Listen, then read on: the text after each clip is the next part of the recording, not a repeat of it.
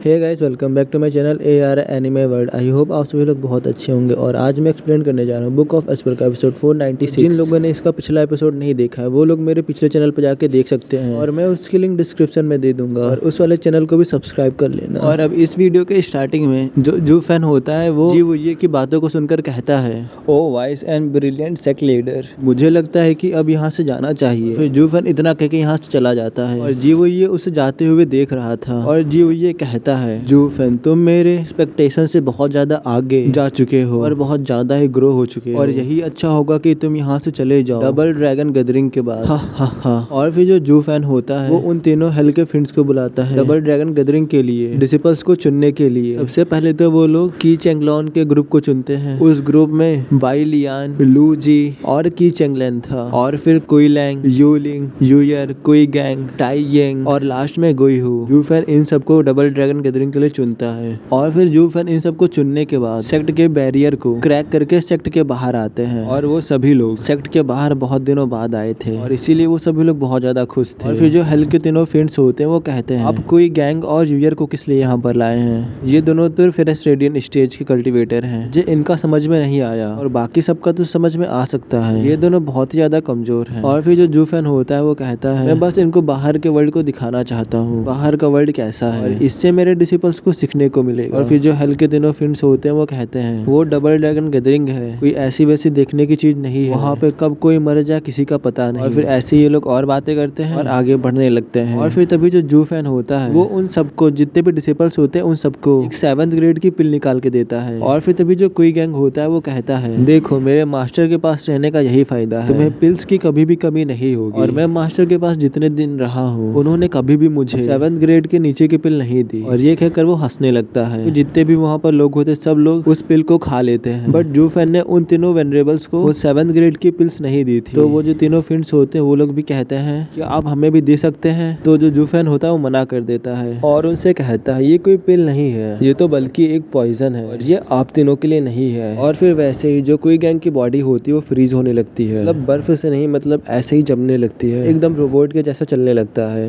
और वो अपनी बॉडी को अच्छे से मूव नहीं कर पा रहा था और उसको बहुत ज्यादा ही पेन हो रहा था। और फिर वैसे ही कोई लैंग के साथ भी वैसे ही होने लगता है और फिर धीरे धीरे सभी डिसिपल्स के साथ ऐसा ही होने लगता है। उन सबको ऐसा लग रहा था कि उनके कंधों पे पूरी दुनिया आ चुकी है और वो लोग अपने कंधों से पूरी दुनिया को उठा रहे हैं और उन सभी को बहुत ही ज्यादा पेन हो रहा था और उस दर्द को वो लोग सह नहीं पा रहे थे। और फिर जो कोई गैंग होता है वो जू फैन से कहता है, मास्टर आखिरकार आप ये क्यों कर रहे हैं और आखिरकार हमने आपके साथ क्या किया है जो आपने हमें इस पॉइजन को खिला दिया 7th ग्रेड की पिल के बहाने? आपको ऐसा हमारे साथ नहीं करना चाहिए था। और फिर जो वो तीनों हेल के फ्रेंड्स होते हैं वो गुस्सा होते हुए कहते हैं, जू फैन आखिरकार तुमने इनके साथ क्या किया और क्या तुम इन्हें डबल ड्रैगन गैदरिंग के पहले ही इनको यहीं पर मारना चाहते हो? और फिर जो जू फैन होता है वो कहता है, ये लोग वैसे भी डबल ड्रैगन गैदरिंग में मरने वाले थे और अगर यहाँ पर भी मर जाते हैं तो क्या ही फर्क पड़ता है। और ये सुनकर जो वो तीनों हेल के फ्रेंड्स थे बहुत ज्यादा गुस्सा हो रहे थे और जो वो सभी डिसिपल्स थे सबको बहुत ही ज्यादा मुश्किल हो रही थी आगे बढ़ने में, वो लोग बिल्कुल भी आगे नहीं बढ़ पा रहे थे। और फिर जो जू फैन होता है वो उस बैच को निकालते हुए कहता है, ये ये का जेड है और मैं तुम लोगों से जो कुछ भी कहूंगा तुम्हें मेरी बातों को मानना ही पड़ेगा और अगर तुम सभी लोग नहीं मानते हो तो मुझे नहीं पता तुम्हारे साथ क्या होगा। और फिर जो जू फैन होता है उस पिल के बारे में बताते हुए कहता है, ये जो पिल का इफेक्ट है बहुत ज्यादा स्लो होता है और तुम लोग जितना ही एक जगह पे रुके रहोगे इसका इफेक्ट उतना ही जल्दी बढ़ेगा और तुम लोग जितना ही चलोगे उतना ही इसका इफेक्ट स्लो होता जाएगा। और ये पिल तुम्हारी कल्टीवेशन को बहुत ही जल्दी बूस्ट करेगी और तुम्हारी बॉडी को बहुत ही मजबूत कर देगी। इस पिल को ज़ॉम्बी पिल कहते हैं। इतना कहने के बाद जो जू फैन होता है वहाँ से भागते हुए आगे चला जाता है और कुछ दूर जाने के बाद कहता है, मैं तुम्हारा 1 माइल दूर इंतजार करूंगा,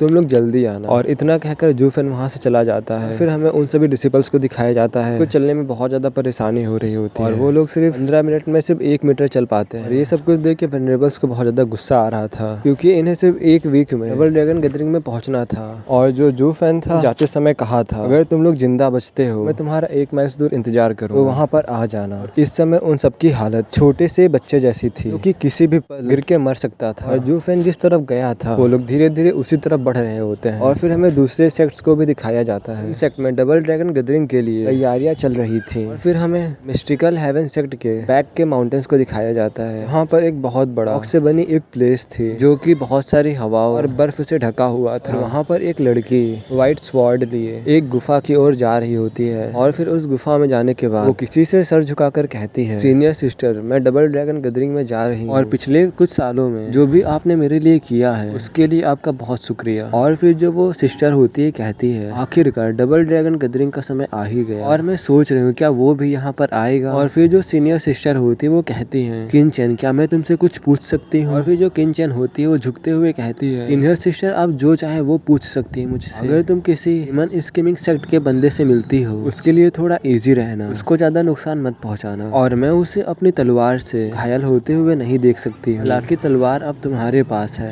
तब भी। और फिर जो किन-चैन होती है वो कहती है, क्या वही लड़का। और फिर जो सीनियर सिस्टर होती है वो भी कहते हैं, हाँ वही लड़का, और आज अगर मैं यहाँ पर हूँ तो सिर्फ और सिर्फ उसकी वजह से, और साथ में उसने मुझे सारे पछतावे से भी मुक्त कर दिया था। और फिर यहीं पर सीन कट होता है और हमें एक डार्क हॉल का सीन दिखाया जाता है। वहाँ पर सिर्फ कुछ ही लाइट जल रही थी और उस हॉल के सेंटर में एक टेबल रखी थी। वहाँ पर एक आदमी टेबल पे हाथ पटकते हुए जोरों से कहता है, तुम एक बार दोबारा से कहो, तुम एक लेबर से हार गए। और वो आदमी किसी 3 लोगों की तरफ देखते हुए कह रहा था। वो कहता है, ये बहुत ही ज्यादा इंसल्ट की बात है। सुनो, मेरे को वहाँ पर कुछ समझ में नहीं आया था, मैं तुमको बता रहा हूँ थोड़ा सा, अब मेरे को हल्का हल्का समझ में आया। जब वो लड़का उन तीनों को मार रहा था की चेंगलॉन के ग्रुप को, तब शायद वहाँ पर जूफेन आया था, उसने इनकी धुलाई की और शायद अब ये उसी के बारे में बात कर रहा है। और जो थर्ड यंग मास्टर हैन था वो सेकंड यंग मास्टर हैन की आंखों में देख रहा था और फिर एक दूसरे की तरफ देखने के बाद कहता है, फादर, जो वो लेबर जूफेन है वो जितना दिखता है उससे बहुत ज्यादा है और मुझे तो यहाँ तक संदेह है कि उसके साथियों में ऐसा कोई नहीं है जो उसका मुकाबला कर सकता हो। सेक्ट लीडर, मैं इसे प्रूव भी कर सकता हूँ क्योंकि एल्डर मू ने भी सेकंड ब्रदर यंग की हार देखी थी। और ये सुन के जो एल्डर मू होते हैं वो अपना सर झुका देते हैं। फिर जो वो बड़ा आदमी होता है वो बहुत जोरों से चिल्लाते हुए कहता है, मैं सिर्फ तुम लोगों के बहाने सुन रहा हूँ, तुम लोग हार गए और वो भी किसी और से नहीं, सेक्ट के लेबर ऑफिस के एक लेबर से हार गए और तुमने मेरा सारा सम्मान बर्बाद कर दिया। और बेटा अब तुम ही बताओ हमारे साथ अब कैसा व्यवहार करना चाहिए। और फिर जो ब्रदर्स होते हैं वो कहते हैं, फादर जो भी करेंगे मैं उन पर भरोसा करता हूँ। ये सब कुछ सेकंड ब्रदर बोल रहा था, ये कहकर अपने फेस को नीचे कर लेता है। फिर जो उसका फादर होता है कहता है, अगर तुम एक सिंगल हिट बर्दाश्त नहीं कर सकते हो इसका मतलब जो तुम्हारे हाथ है वो यूजलेस है, क्या मैं तुम्हें इनसे मुक्त कर दूं, मैं तुम्हारे इन हाथों को उखाड़ दूं। और फिर जो थर्ड ब्रदर होता है वो कहता है, फादर प्लीज आप दूसरे ब्रदर को विकलांग ना बनाएं। और फिर जो उसका फादर होता है उसको कोल्ड आई से देखते हुए कहता है, ऐसे लोग जो इथेरियल स्टेज में इंटर करने वाले हो और ये उस लड़के से हार गया और अब इसकी बॉडी का कोई भी यूज नहीं है और अब इसका हाथ एक डेकोरेशन से बिल्कुल भी ज्यादा नहीं है। और उसका फादर कहता है, या तो तुम मुझे अपने हैंड्स दो या तो 49 डेज तक जलते हुए तवे के ऊपर रहना होगा